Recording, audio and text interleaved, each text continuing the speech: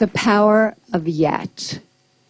I heard about a high school in Chicago where students had to pass a certain number of courses to graduate, and if they didn't pass a course, they got the grade not yet.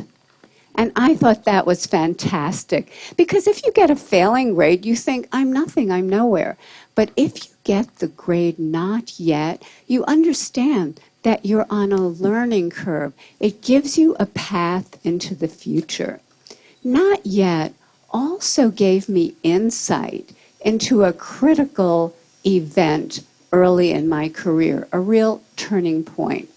I wanted to see how children coped with challenge and difficulty. So I gave 10-year-olds problems that were slightly too hard for them. Some of them reacted in a shockingly positive way. They said things like, I love a challenge. Or, you know, I was hoping this would be informative. They understood that their abilities could be developed. They had what I call a growth mindset. But other students felt it was tragic, catastrophic. From their more fixed mindset perspective, their intelligence had been up for judgment, and they failed. Instead of luxuriating in the power of yet, they were gripped in the tyranny of now. So what do they do next? I'll tell you what they do next. In one study, they told us they would probably cheat the next time instead of studying more if they failed a test. In another study, after a failure, they looked for someone who did worse than they did so they could feel really good about themselves. And in study after study, they have run from difficulty. Scientists measured the electrical activity from the brain as students confronted an error. On the left, you see the fixed mindset students. There's hardly any activity. They run from the error. They don't engage with it. But on the right, you have the students with the growth mindset, the idea that abilities can be developed. They engage deeply. Their brain is on fire with yet. They engage deeply. They process the error. They learn from it, and they correct it. How are we raising our children? Are we raising them for now instead of yet? Are we raising kids who are obsessed with getting A's? Are we raising kids who don't know how to dream big dreams? Their biggest goal is getting the next A or the next test score? And are they carrying this need for constant validation with them into their future lives?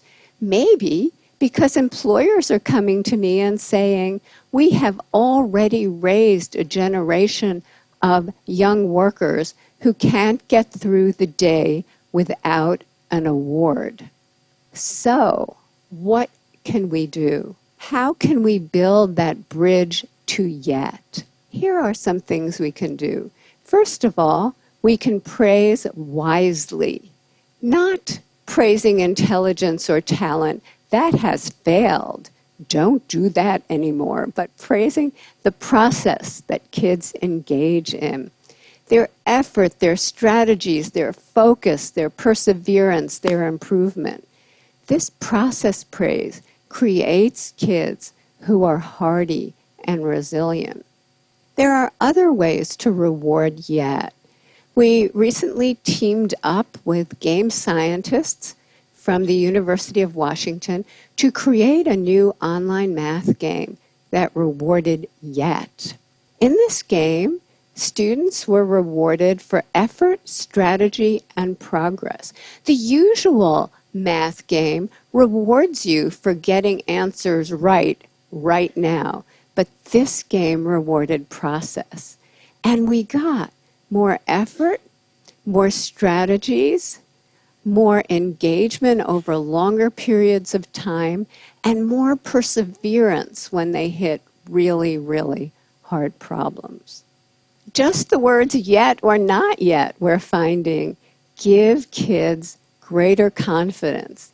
Give them a path into the future that creates greater persistence. And we can actually change students' mindsets. In one study, we taught them that every time they push out of their comfort zone to learn something new and difficult, the neurons in their brain can form new, stronger connections, and over time, they can get smarter. Look what happened. In this study, students who were not taught this growth mindset continued to show declining grades over this difficult school transition. But those who were taught this lesson showed a sharp rebound in their grades.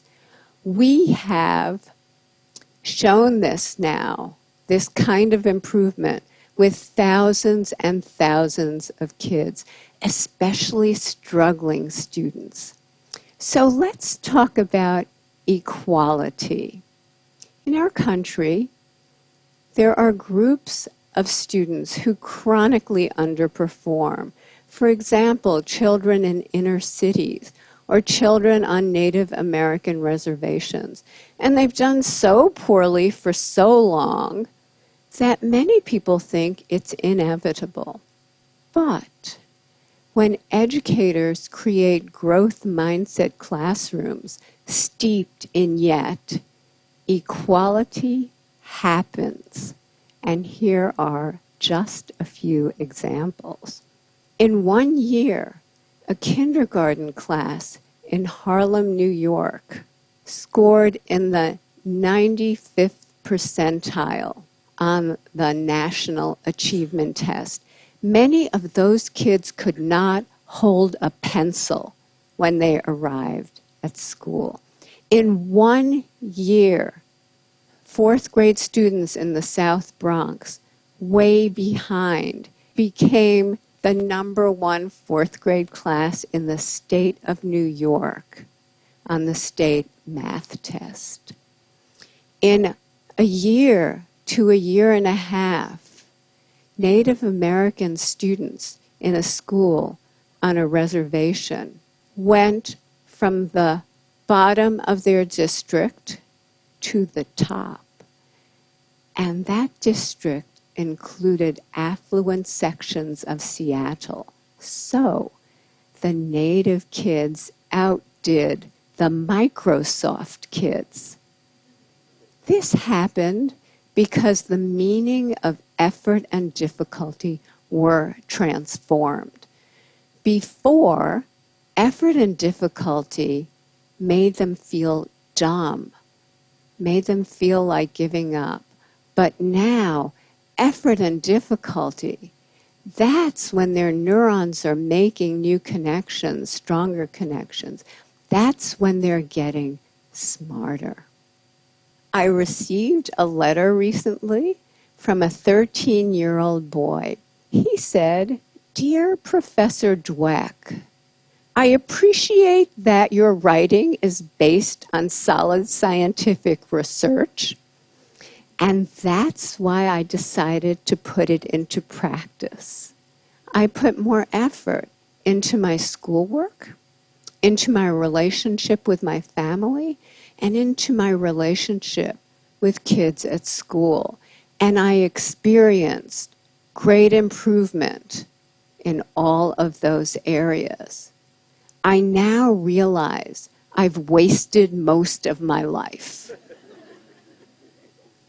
Let's not waste any more lives, because once we know that abilities are capable of such growth, it becomes a basic human right for children, all children, to live in places that create that growth, to live in places filled with yet. Thank you.